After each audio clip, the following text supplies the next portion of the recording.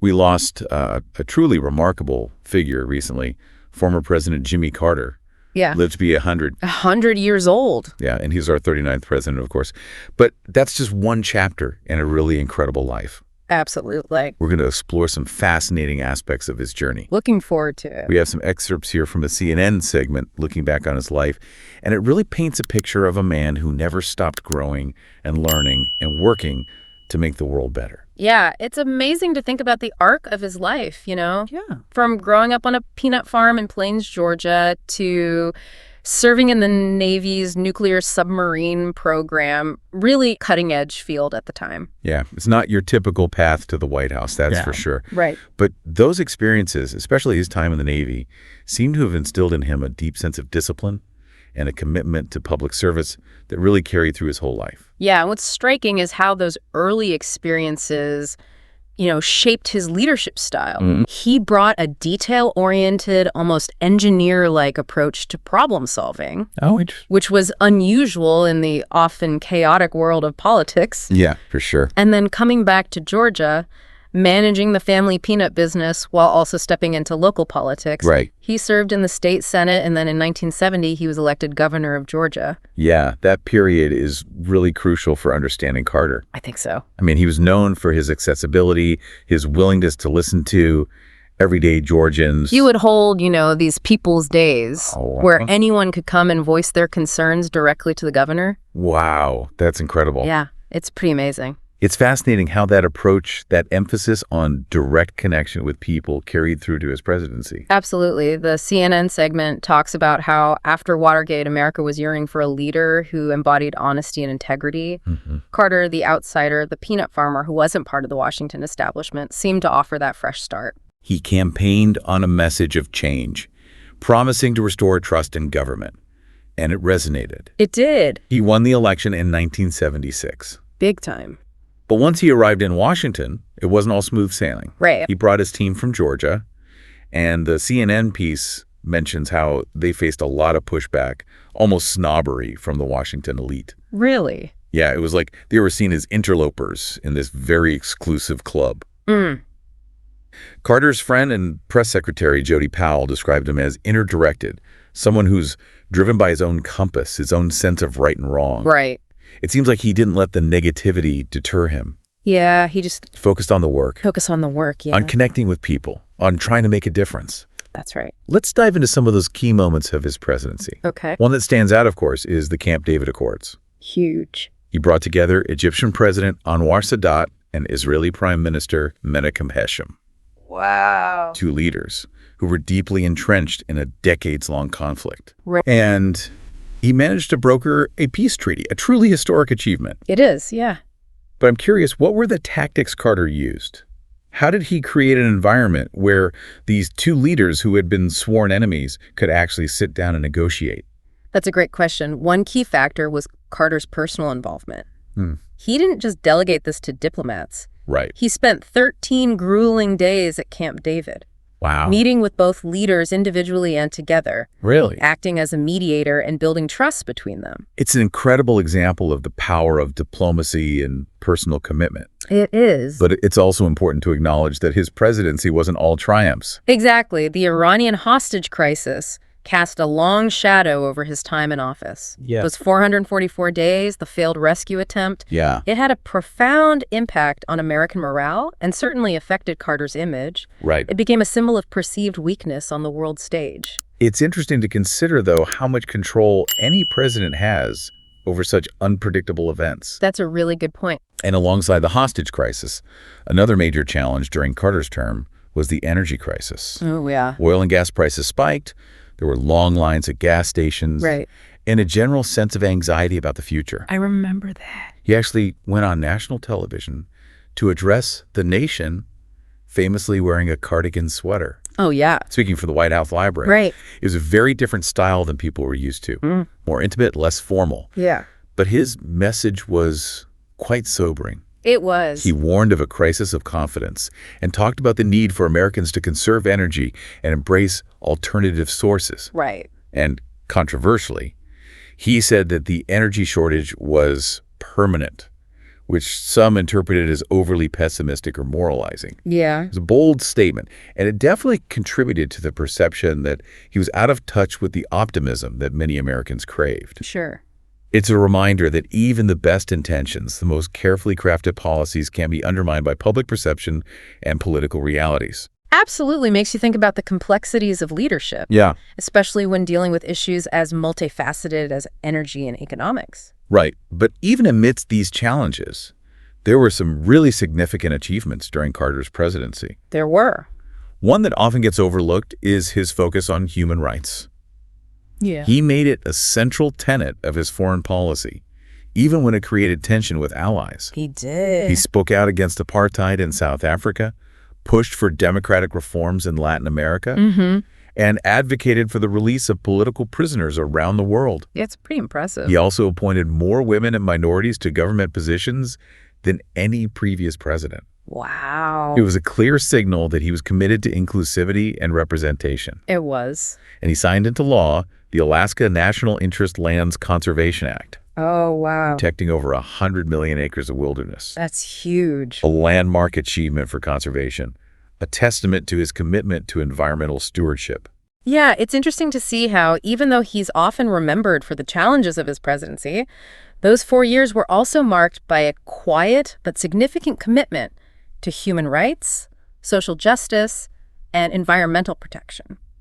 It's a reminder that history is rarely black and white. No, it's not. There are layers of complexity, nuance, and often unintended consequences. Right. It's in those gray areas where real understanding lies. Absolutely. And that's what makes studying history so fascinating, especially the lives of figures like Jimmy Carter. There's always more to uncover, more to learn, more to debate. Yeah. And that's what we're here to do. Exactly. And speaking of uncovering more, one of the most remarkable aspects of Carter's journey is that his story doesn't end when he leaves the White House. Oh, no. In many ways, it feels like his most impactful work began after his presidency. He didn't retreat into a quiet retirement like some presidents do. No. He founded the Carter Center, Right. which is dedicated to promoting peace, democracy, and human rights around the world. Yeah, and he wasn't just lending his name to the organization. Right. He was actively involved, rolling up his sleeves and getting his hands dirty, Exactly. monitoring elections for fairness in emerging democracies, Yeah.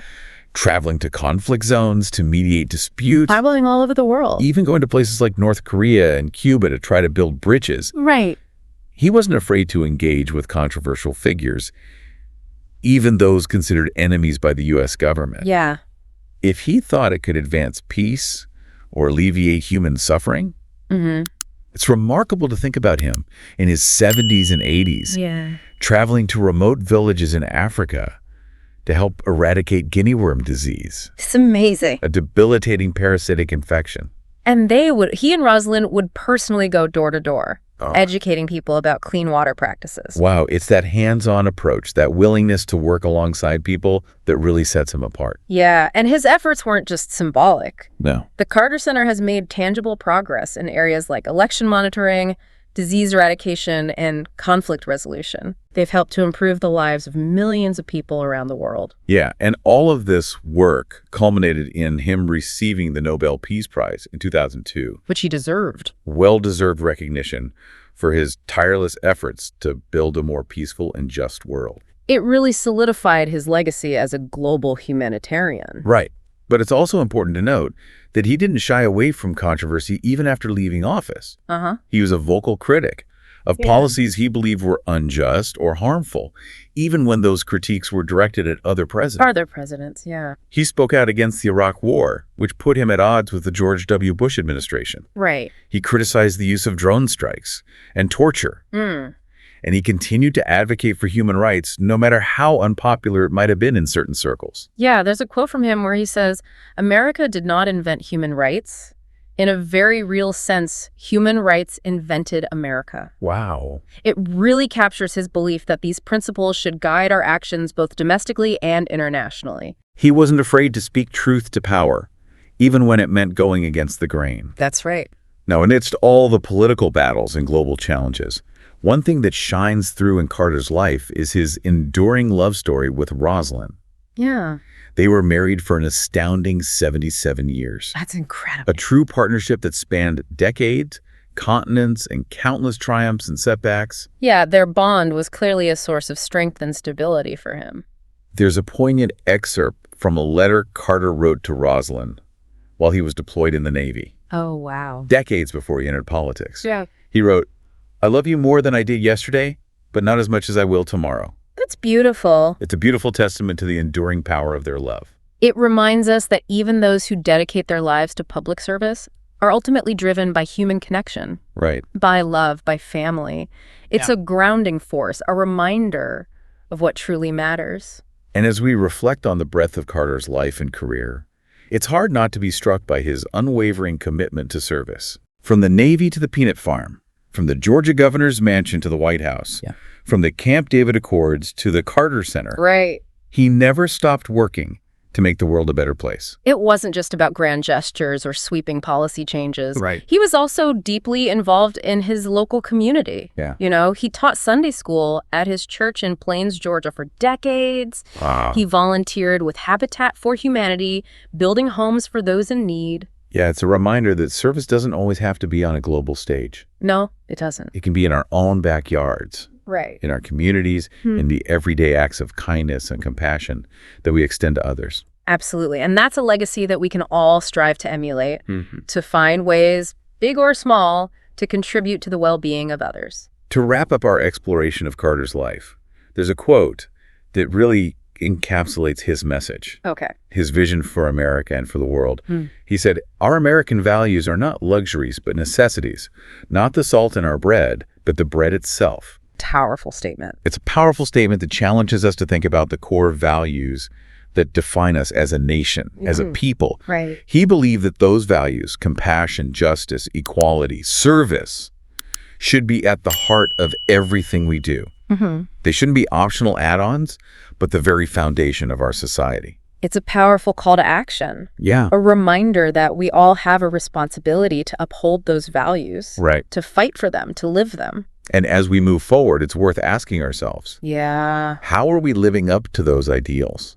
How are we contributing to a world that reflects the values that Jimmy Carter championed throughout his life? Those are questions that each of us must answer for ourselves. Yeah. But one thing is certain. What's that? Carter's life and legacy provide a roadmap, an inspiration, a reminder that one person can make a difference, and that a life lived in service to others is a life well lived. Yeah, and it's inspiring to see how one person's dedication can have such a ripple effect, creating positive change that extends, far beyond their own lifetime. What's particularly striking about Carter is that he never stopped learning, never stopped pushing himself to understand the world better. Right. Even in his later years, he was writing books, teaching Sunday school, building homes with Habitat for Humanity. Yeah. His curiosity and his desire to contribute never faded. It's a powerful reminder that it's never too late to make a difference. Right. We can all find ways to contribute to the causes we care about, no matter our age or background. Exactly. He truly embodied the idea of lifelong learning and service.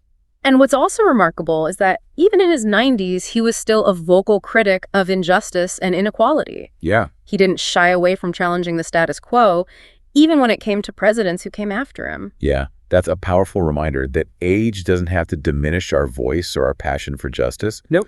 Carter's life is a testament to that. It really makes you think, doesn't it? It does. What kind of legacy do we want to leave behind? Yeah. What impact do we want to have on the world? Big questions. Those are questions worth pondering. They are. And as we wrap up our exploration of Jimmy Carter's life, I'm left with a sense of admiration for his unwavering commitment to his values.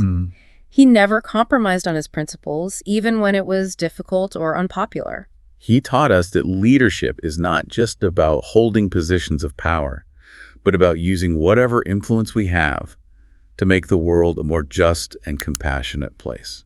Well said. We've covered a lot of ground today, from Carter's humble beginnings to his extraordinary achievements on the global stage. Yeah. His story is a reminder that one person can make a difference. Yeah. That perseverance and dedication can lead to incredible outcomes. It's been a privilege to delve into his legacy with you today. It has. We hope this has been an insightful journey for you as well. And that you learned some things along the way. And we'll see you next time for another deep dive. Take care.